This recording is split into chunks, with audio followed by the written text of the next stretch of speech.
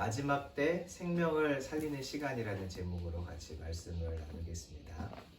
오늘 본문에서는 주님께서 마지막 때 이 땅 가운데 일어날 일들을 설명을 하시죠. 예수님께서 이때와 관련해서 두 가지를 말씀을 하십니다. 첫째는 이 시간은 내 생명을 지키고 다른 사람의 생명을 살리는 시간이라고 말씀하십니다. 마지막 때 징조가 있어요. 미혹이죠. 사단의 미혹이 크게 찾아오는데 사람들이 이 미혹에 넘어가서 속아 넘어갑니다. 속은 자들은 하는 일이 진리를 갖고 있는 자들, 말씀을 갖고 있는 자들을 핍박하는 것이죠. 그러다 보니까 말씀을 가진 자, 믿음을 가진 자들이 위정자들 앞에 서게까지 됩니다. 이때 할 일이 있는데요. 인내하는 것이 인내하면서 무엇을 해야 되냐면 복음을 전하는 일을 하는 것이죠. 이 일이 증거가 되어서 예수님의 오심을 선포하는 시간이 되고 마지막 때가 가까이 왔음을 말하는 시간이 되고 영원한 생명이신 예수님이 있다는 것을 그들에게 선포하는 시간이 되는 것입니다. 하나님은 미혹된 자들에게 믿는 자들이 핍박받는 그 시간에도 그 악한 자들을 구원할 계획, 마음들을 갖고 계신 것이죠. 예수님께서 십자가에서 죽으실 때 나를 핍박하는 자들, 죽이는 자들 위해서 주님 저들의 죄를 용서해달라고 하셨던 것처럼 주님은 오늘 우리도 그 핍박의 현장에서 나를 핍박하고 나에게 고난을 주는 자들, 나를 잡아가려고 하는 자들 앞에서 복음의 증인으로 우리가 서기를 소망하시죠. 그래야 그 영혼들이 구원을 받을 수 있기 때문입니다. 이것이 하나님의 마음이에요. 그런데 하나님은 이렇게 나를 통해 다른 사람들을 살리려고 하는 그 시간에 동시에 역시 나 역시도 살리고 계세요. 내가 그 악한 자들의 잡힘, 악한 자들로 인한 핍박의 자리에서 복음을 전할 때 성경은 뭐라고 말하고 있냐면 나에게 필요한 말, 내가 해야 할 말을 성령을 통해서 주시겠다고 분명히 말씀하셨죠. 그러니까 내가 하나님의 말씀을 따라 죽기로 결정을 하고 그들에게 복음을 전하기로 결정을 하면 그 자리에서 성령님이 나에게 강력하게 역사하시고 임하시는 것이 경험되는 것이죠. 그 성령의 임재 속에서 내가 예수님의 다시 오심을 선포하고 예수님을 믿음으로 구원 얻는다는 그 말들을 할 때 깨달아지는 것이 있습니다. 아, 그렇구나. 약속한 말씀대로 핍박이 오고 그렇다면 곧 주님 다시 오시겠구나. 이것을 또 확인하는 시간이 되는 것이죠. 그래서 고난의 자리에서 내가 복음의 증인으로 살기로 결정을 하면 그들도 살지만 그들을 살리는 그 행위 자체가 결국엔 나를 살리고 내 영을 회복시키는 일을 한다는 것입니다. 주님은 이 마지막 때에 우리에게 찾아오는 어려움, 고난의 자리에서 그도 살리고 또한 나의 영혼도 살리기를 원하시는 것이죠. 둘째는 그래서 이 길을 어떻게 갈 수 있는가에 대한 대답이에요. 어떻게 갈 수 있냐면 거짓을 믿지 않고 진리를 붙들므로 갈 수 있는 것이죠.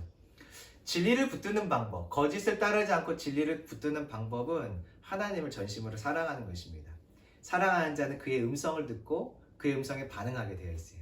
사랑하는 사람은 그의 음성을 분별할 수 있고 그의 음성이 아닌 것을 찾아낼 수가 있죠. 그래서 마지막 때 우리가 진리를 붙들고 믿음을 붙들려면, 다시 말해서 거짓을 따라가지 않고 믿지 않으려면 방법은 내 안에 여호와의 얼굴을 구하며 여호와를 전심으로 사랑하는 상태로 살아가고 훈련하고 거하는 것이죠.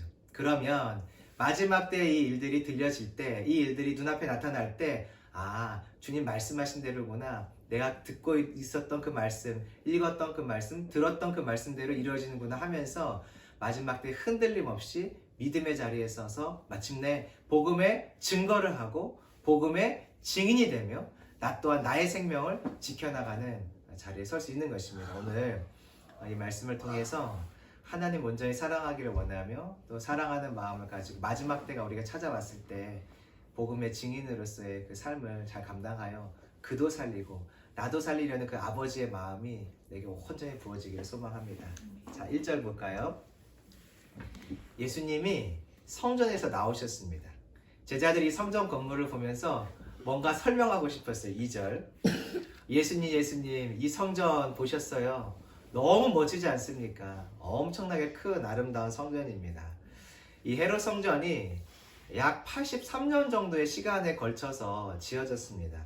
그런데 아직 예수님 당시에도 건축 중이었죠. 그러니 얼마나 크고 얼마나 노력과 수고와 물질이 들여진 큰 성전이겠어요.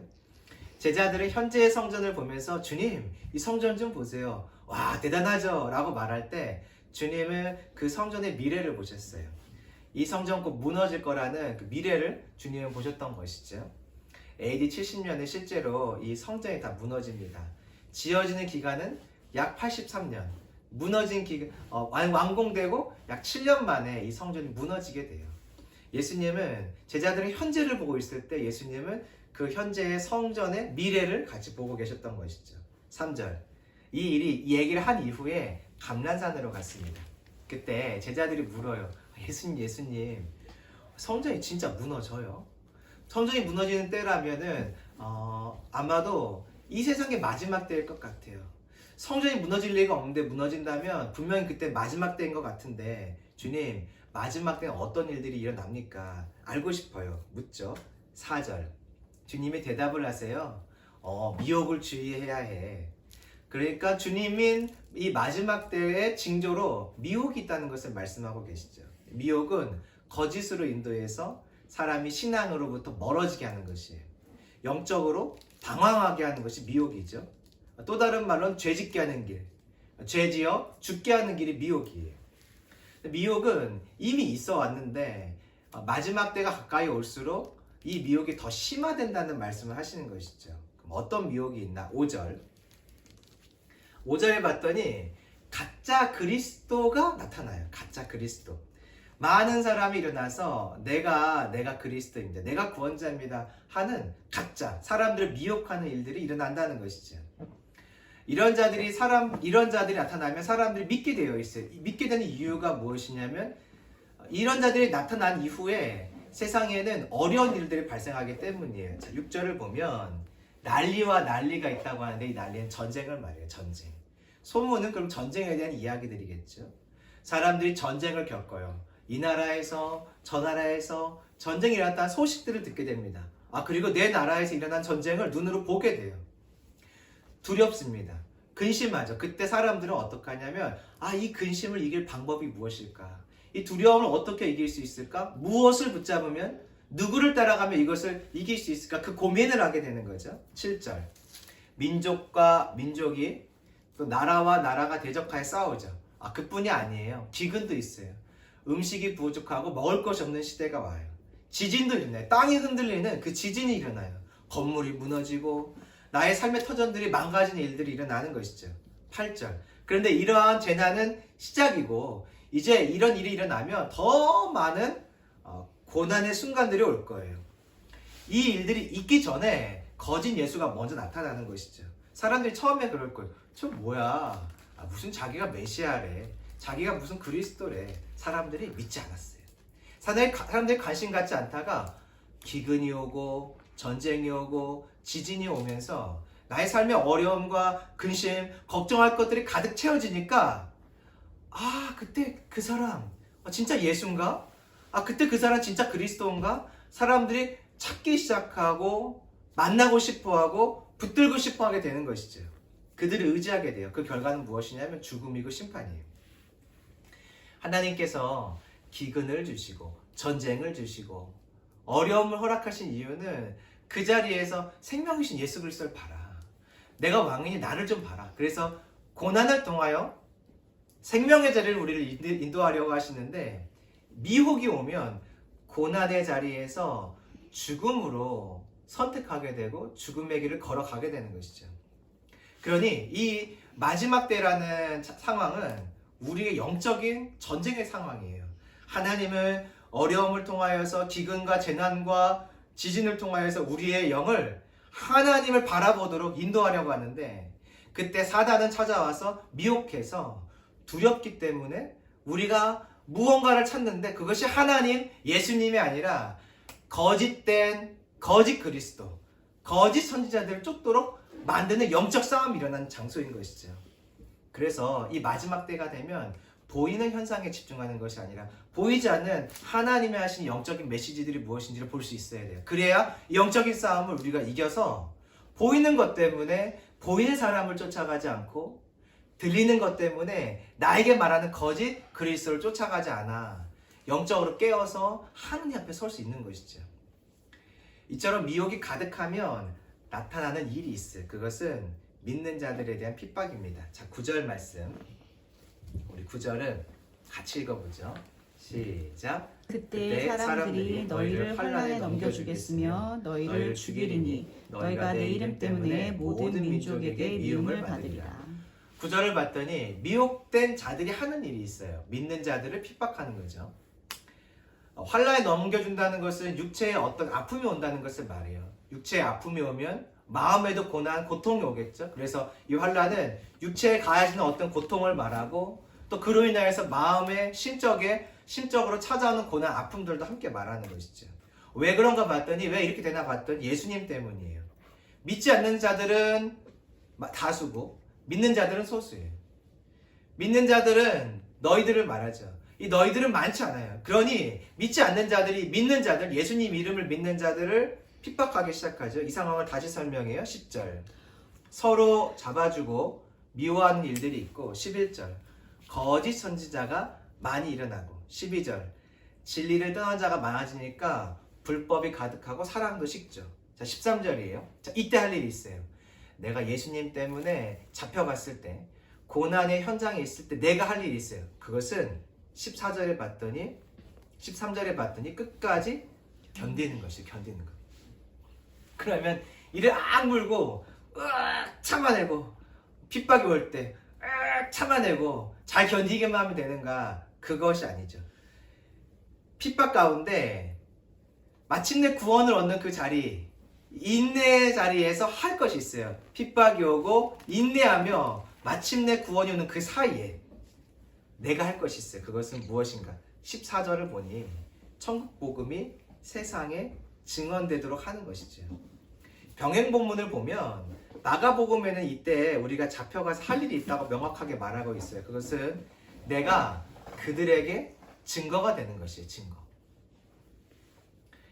그 자리에 가면 성령님께서 우리에게 말을 주세요. 감동을 막 하시면서 내가 그 나를 잡으려는 자들, 나를 핍박하는 자들에게 내가 어떤 말을 해야 될까? 어떻게 하나님을 전해야 될까? 그의 나라를 전할까? 내가 힘없고 두려워한 나에게 힘도 주실 뿐 아니라 할 말을 넣어주시는 거예요. 성령을 통해서. 주님께서 이 일을 우리에게 하시죠. 그래서 우리가 그때 그 자리에서 하나님이 주시는 마음을 따라서 예수님을 전하고 마지막 때가 있음을 선포하고 그들에게 돌이키지 않으면 심판이 있음을 끊임없이 선포하여서 내가 그들에게 증거가 되어 그들이 주께 돌아올 수 있는 통로가 되라고 마가복음은 말하고 있어요. 예수님이 그 일을 하셨잖아요. 예수님이 사람들 앞에 죽임을 당하실 때 그 자리에서 사람들에게 핍박을 당하실 때 너가 누구냐 할 때 그래 내가 바로 하나님의 아들이다. 예수님이 자신의 아들인 것을 선포하고 그리스도인 것을 알려주시고 그리고 마지막 십자가의 죽으심을 통해서 결과적으로 내가 구원자라는 사실을 사람들에게 알려주셨어요. 주님은 우리가 핍박받는 그 자리에서 그 일을 하길 원하세요. 인내와 구원의 그 사이 시간 동안 우리가 할 것이 있다면 그들에게 증거가 되어주는 것이에요. 주님은요, 우리가 죽임을 당하는 그 자리에서 생명의 잉태, 생명의 출산을 원하세요. 우리가 미혹받는 자들 때문에 고통받는 그 자리, 핍박받는 그 자리가 마지막 때 복음의 땅끝이 되길 원하시는 것이죠. 나에게 그 자리는 땅끝이 되는 것이에요. 내가 마지막 생명을 잃는다면 내가 마지막으로 복음을 전할 수 있는 장소가 되니 그 자리는 내가 마침내 전해야 될 복음을 전해야 될 그 장소, 땅끝이 되는 것이죠. 주님은 그것을 원하세요. 그래야 그 잃어버린 한 영혼이 주께 돌아올 수 있기 때문인 것이죠. 예수님도 십자가에서 죽으실 때 너무너무 그 악한 자들, 나를 죽이는 악한 자들, 믿지 않는 악한 자들을 향해서 주님 용서해 주세요. 하나님 저들의 죄 용서해 주세요. 몰라서 저렇습니다 하며 그들의 용서를 구하시죠. 예수님에게 땅끝이라면 육신의 생명이 살아있는 동안 땅끝이라면 그 십자가의 상황이 되겠죠. 거기서 마지막까지도 복음의 메시지를 선포하고 그들을 위한 중보를 하다 돌아가신 것이에요. 주님은 이 고난의 현장, 마지막 때 우리가 받는 핍박의 현장에서 이렇게 우리에게 묻고 계세요. 야, 그때 나와 같이 이 길 걸어갈 사람 누구냐?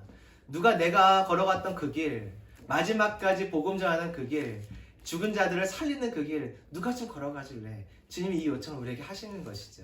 그래서 우리가 마지막 때가 되었을 때 이 약속의 말씀들이 내게 성취된다면 그때 주님의 그 음성, 초청한 음성을 우리가 듣기를 소망합니다. 그래서 주님 저한테 이 자리 허락하셨군요. 드디어 저한테 이 자리 허락하셨군요. 제가 이 길 걸어갈게요. 저도 이 길 걸어가면서 마지막까지 내가 이 자리가 땅끝이라고 생각하고 복음 전하며 주의 오심을 준비할게요 라고 선포할 수 있길 소망합니다. 그렇게 우리가 이제 마지막 땅끝까지 복음을 전하다 보면 결국에는 온전히 복음이 충만해져서 예수님의 오심이 준비되고 정말 그 예수님이 오시겠죠. 그 확신으로 대적들 앞에 서면 이 순간이 사실은 나에게도 하나님의 살아계심과 복음의 사실임과 다시 오실 예수님을 경험하는 증거가 된다고 주님은 말씀하세요. 누가복음을 봤더니 이 상황을 뭐라고 말하냐면 나에게 증거가 된다. 누가복음은 이 상황이 나에게 증거가 된다고 말하고 있어요. 왜냐하면 성령님이 찾아오시거든요. 성령님이 나에게 찾아오시니까 그 두려움의 현장, 핍박의 현장이 성령의 충만함으로 가득 차는 현장이 되는 것이에요. 스데반이 죽음의 그 현장에서 나를 바라보고 계신 그 예수님의 얼굴을, 형상을 볼 수 있었던 것처럼 우리에게 그 죽음의 현장, 핍박의 자리는 성령님 내게 강력하게 임하는 현장이 되죠. 그리고 내 입술로 감히 내가 말할 수 없는 그 생명의 말들을 선포하기 시작해요. 그 두려움의 현장에서 그들을 두려워하지 않고 사람을 두려워하지 않고 하나님의 메시지들을 선포하게 되죠. 그때 깨닫게 되는 거죠. 정말 주님이 오실 때가 가까이 왔나 보다. 주님이 나의 인생을 받으실 때가 됐구나. 그러면 나를 통하여 이 복음을 선포하게 하시고 곧 주님이 오려고 하시는구나. 여기가 땅끝이구나. 예수님 말씀대로 그 이런 모든 마지막 때 일들이 진행되는구나. 내가 선포하며 성령의 충만한 가운데 내 눈으로 확인하는 것이죠. 내 귀로 확인하는 순간이 어떤 순간이냐면 주님의 말씀대로 죽기로 각오하고 그들에게 증거가 될 때 나에게도 증거가 찾아오는 것입니다. 소리로, 들음으로, 내게 오는 감동으로 마지막 때가 정말 가까이 왔구나. 이제 곧 주님 만날 때가 됐구나. 확신하며 그 길을 걸어갈 수 있게 되는 것이죠. 그래서 핍박 가운데 우리가 잡혀가고 고난받는 그 자리는 사실 주님이 내 영을 깨어나게 하고 나를 강력한 믿음의 용사로 마지막까지 살리고 세우려고 하시는 하나님의 은혜의 선물의 통로가 되는 것이에요. 우리가 이 약속의 말씀대로 분명히 이 고난의 자리에 서게 될 것입니다. 그때 다른 사람을 살리는 그 자리는 내 영이 살아난 자리인 것을 믿고 내 영을 지키고 내 생명을 끝까지 지켜나갈 수 있기를 소망합니다. 그래서 우리가 그 생명을 지켜나가며 그들의 생명을 살려나갈 때 결국 그것이 통로가 되어서 이 땅에 주님이 오시게 될 것이에요. 주님이 우리에게 이런 요청을 하고 계세요. 내 생명 지키고 다른 사람의 생명을 지켜라. 그럼 이때 어떻게 우리가 이 길을 끝까지 걸어갈 수 있는가? 그것은 거짓을 믿지 않고 하나님을 사랑하는 것이에요. 자, 15절 보실까요? 하나님께서는요 다니엘을 통해서 이미 마지막 때 일어날 일들을 알려주셨어요. 멸망에 가증한 것, 우상, 적그리스도가 거룩한 성전에 설 때가 있을 것이다. 16절 그때 너희들 산으로 도망가라. 자, 도망갈 때 주의할 것이 있는데 롯의 아내예요. 롯의 아내를 기억하면서 도망가야 돼. 17절 지붕에 있는 자가 물건 가지러 내려가지 말고 18절 밭에 있는 자가 겉옷 가지러 뒤로 돌이키면 안 된다고 말씀하시죠. 여기 돌이킨다는 말은 돌아가다라는 말도 있는데 개종하다라는 뜻이 있어요. 그러니까 하나님의 메시지를 따라서 산으로 올라가야 되는데 이 말씀을 기억하고 적그리스도가 또 멸망에 가증한 것이 성전 안에 거룩한 곳에 서는 것을 보면 말씀을 기억하면서 산으로 곧장 달려가야 되는데 머뭇머뭇하고 잠깐 뒤돌아서는 것, 나에게 필요한 것들을 챙기는 이 행위를 주님 뭐라고 말씀하시냐면 돌아가는 것이다. 다시 말하면 너희들 개종하는 것이다 라고 말씀하고 계신 것이에요. 좋은 의미가 아닌 것이죠. 무언가 믿음의 길을 떠난 것을 말하고 믿음의 자리에 정도에 서 있지 않은 것을 말하는 것이에요. 이때 겉옷을 챙긴다고 말하고 있는데 성경에서 이 겉옷과 관련된 단어들을 좀 찾아보면 구원을 얻을 때 있는 옷에 대한 이야기가 있고요. 동시에 구원을 얻기 위해 잡는 예수님의 옷도 말하고 있어요. 그러니까 당장 피하라고 말할 때, 도망가라고 말할 때 아차! 뭐 좀 챙겨야 되는데, 산으로 가면 뭐가 필요한데 하고 머뭇머뭇하고 집으로 돌아가고 뭔가 챙겨오려고 하는 그 일은 영적인 측면에서 이런 것이 되는 것이에요. 다른 구원을 찾고 다른 소망을 찾는 것이 되는 것이에요. 주님은 이것을 돌아간다, 너희 개종하는 것이다 라고 우리에게 경고하고 계시죠. 그래서 정말 이런 일이 발생해서 도망가야 될 때가 되면 즉시로 산으로 도망가야 돼요. 머뭇 다른 것 찾고 구하면 그것이 나를 살릴 것 같이 보이지만 사실은 내 신앙을 희석시키고 내 신앙을 멸망으로 가도록 만드는 통로가 되는 것이죠. 19절. 이때는 임신이 복이 아니에요. 마리아가 임신했을 때 예수님을 잉태한 그 마리아의 태에 복이 있다라고 선포했어요. 이 임신이 되지 않다가 임신이 되기 시작하면 축하하고 복된 일인 것인데 이때는 아니에요. 임신이 복이 아니고 화가 되죠. 젖먹이 아기는 우리에게 생명의 기쁨이죠. 아기 하나만 있어도 행복하고 기뻐요. 그 아이가 옹알옹알 움직이는 것만 봐도 소망이 생기고 즐거움이 생기죠. 그런데 그때 마지막 때는 아기가 있는 것이 화가 된다고 말하고 있죠. 아이들에게 화가 된다고 말하고 있어요. 이유가 20절에 나오죠. 안식일, 겨울이 올 수 있기 때문에 그래요.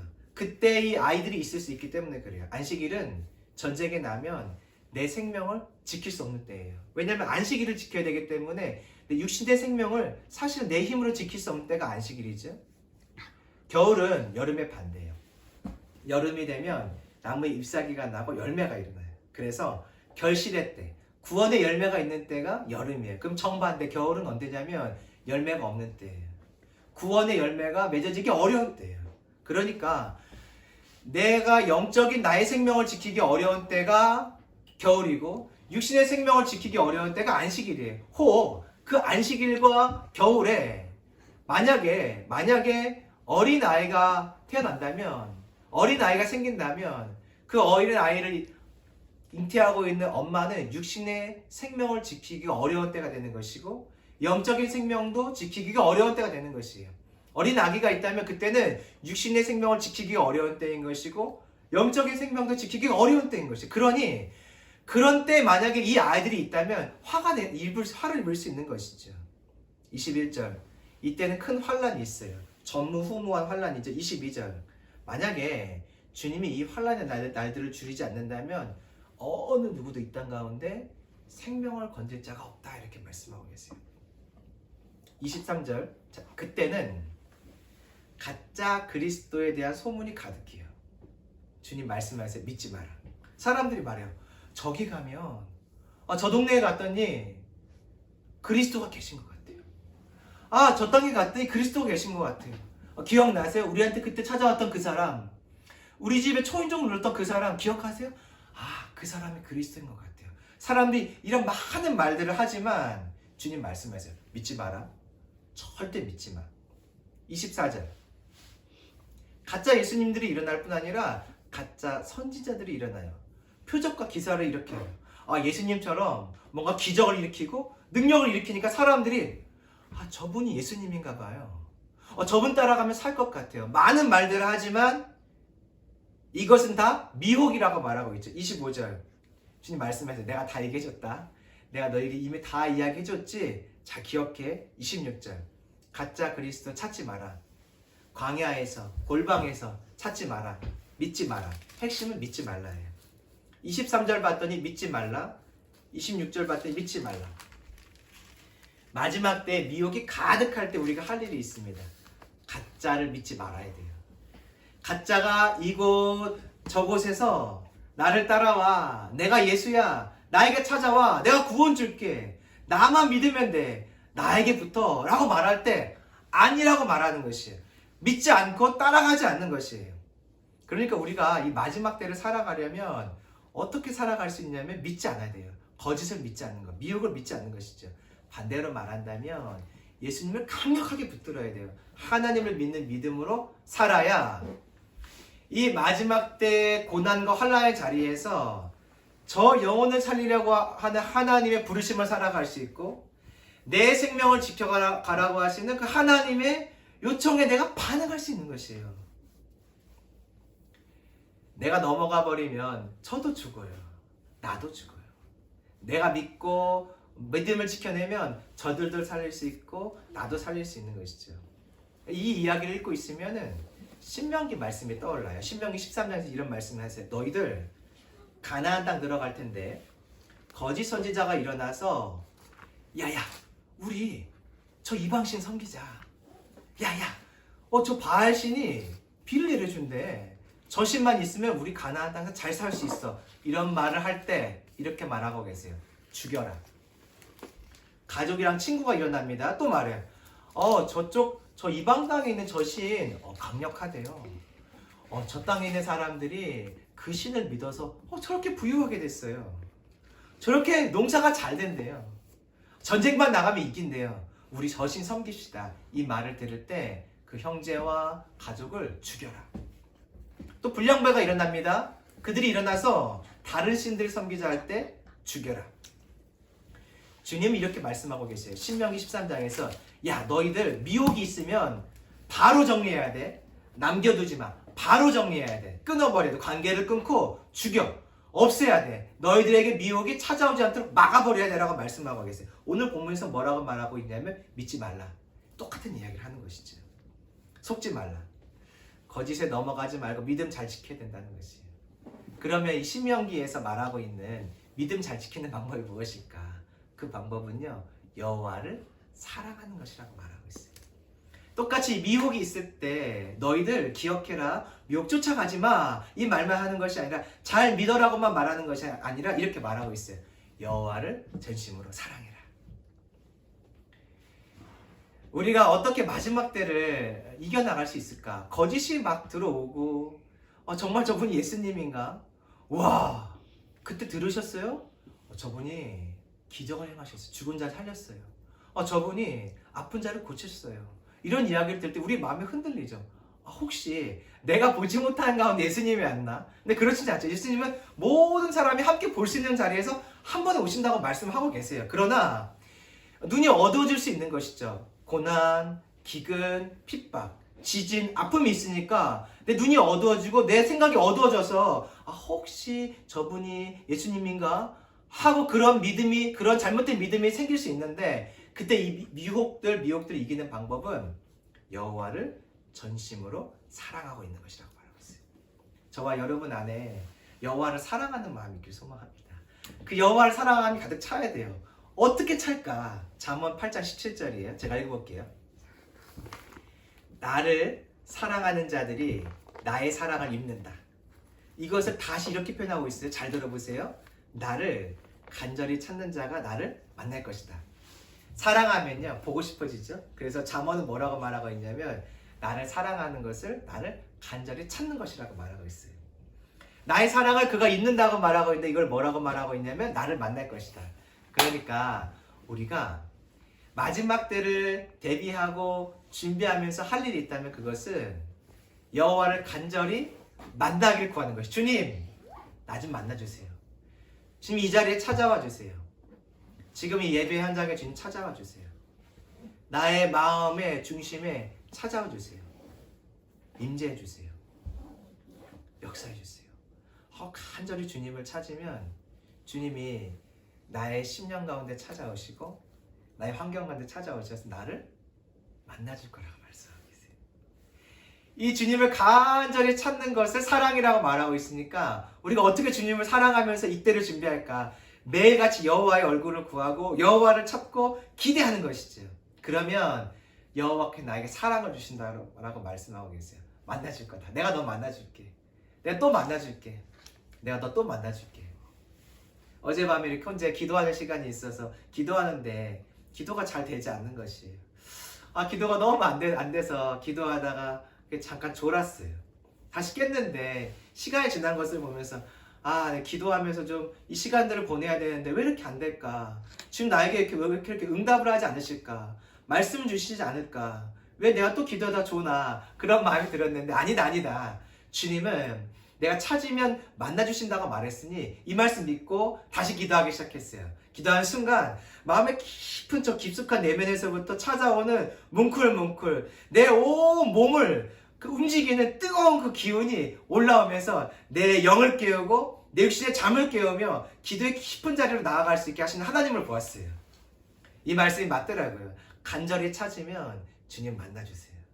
간절히 그분을 기대하면 만나주세요. 사랑을 구하면, 여호와를 사랑하면 여호와의 사랑이 내 안에 입혀짐을 당하는 것이죠. 우리가 마지막 때를 어떻게 준비할 것인가? 마지막 때를 준비하는 방법은 여호와를 간절히 찾으며 그분을 사랑함을 끊임없이 표현하면서 그날을 준비하는 것이죠. 그러면 마침내 고난의 자리, 예수님 때문에 받는 핍박의 자리에서 그의 영혼을 살리고 나를 핍박하는 자를 살릴 뿐 아니라 내 영혼도 온전히 생명 가운데 지킬 수 있는 그 은혜의 자리에 서게 되는 것입니다. 그러면 마침내 땅끝까지 복음이 전파되어서 결국 예수 그리스도가 오게 되는 거죠. 27절 그 이야기를 하세요. 주님은 마침내 오실 거다. 갑작스럽게 임재하실 것이다. 29절 해와 달과 별들이 빛을 잃고 떨어지는 혼돈의 순간이 있는데 30절 너희들 여호와를 사랑하며 그 마음 붙들고 지키고 있으면 그때 보게 될 것이다. 아, 여호와께서 지금 오고 계시는구나. 그 고난의 현장에서 아, 여호와가 오고 계시는구나. 아, 이때가 마지막 때를 향한 나를 향한 부르심이구나. 그 핍박 현장에서 예수 그리스도의 오심을 영적인 눈으로 보게 될 것이고 어쩌면 그 자리에서 정말 육신의 눈으로 예수님의 오심을 보게 될 줄로 믿습니다. 31절 주님께서 그런 믿음의 인내를 하며 여호와를 사랑하는 자들을 모아주실 것이고 만나주실 것이라고 약속하고 계세요. 말씀을 정리할까요? 마지막 때는 우리에게 미혹이 있어요. 근데 이 미혹의 자리는 그의 생명을 지키고 살려주고 나의 생명을 지키는 자리예요. 우리가 이 하나님의 말씀 붙들고 그 자리에 갔을 때 예수님이 걸어가셨던 그 길 같이 걸어갑시다. 예수님처럼 그들의 생명을 지켜내고 나의 거룩함을 끝까지 지켜내는 그 자리에 우리가 섰으면 좋겠습니다. 그래서 마침내 환난의 끝에 나를 찾아오시는 그 예수 그리스도를 영적인 눈으로 보고 또 만날 수 있기를 소망합니다. 이 땅에 그 주님이 오시는 통로들을 우리가 준비할 수 있기를 소망합니다.